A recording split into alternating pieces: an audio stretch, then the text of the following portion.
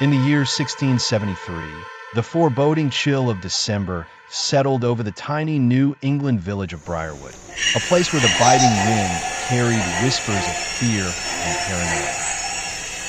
Famine and sickness had laid claims on souls and crops alike, driving the villagers to seek a scapegoat for their misfortune. The finger of accusation pointed toward Eleanor Blackmoor, a recluse with eyes that gleamed like polished onyx and a century-old herbal book clutched her chest. Eleanor's trial was swift and merciless. Her cries of innocence fell on deaf ears, echoing against the cold stone of the village square. As she was dragged to the gallows, strung from the boughs of the ancient oak in Hollow Creek, her gaze was unyielding, fixed on those who betrayed her. The rope looped around her neck felt more like betrayal than justice. With her dying breath, she whispered a curse that seeped into the night, one by one. Those gathered felt its weight ripple through the air, a shadow settling over their hearts as the world grew eerily still. From that night on, the oak tree began to change grotesquely. Its bark cracked open as if screaming in silent agony. Steaming sap oozed out like blood. The branches writhed and gnarled skyward, becoming ghastly talons, while its roots snaked through the earth, hungering for vengeance. By the following Friday, the body of Thaddeus Miller, the village blacksmith, was discovered swinging lifelessly from the oak, his eyes two hollow caves.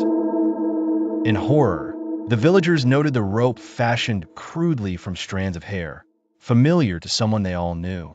The following week, another victim, Rebecca Hawthorne, her tongue absent and face frozen in terror.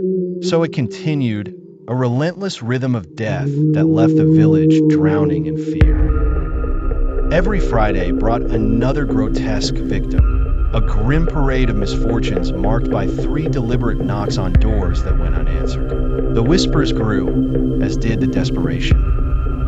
The villagers soon abandoned Briarwood, leaving the oak to stand alone, its cursed branches like twisted sentinels over the empty homes. Centuries passed, and thus the legend of the cursed village took root in the minds of the curious and the foolhardy.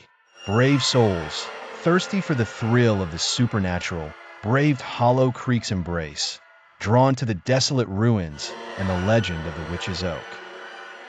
But the forest had not forgotten Eleanor's wrath. Some explorers returned from the journey, with eyes empty as winter skies, unable to speak of the horrors they'd seen. Others never came back at all, their last moments inscribed in grisly letters upon tree trunks and soil. Eleanor said she would hang the world. The village remained a tableau of terror, where dread clung to the air like a palpable fog. Even now, if one dared wander too close, they might sense an unseen presence, an ancient gaze watching hungrily from the shadows.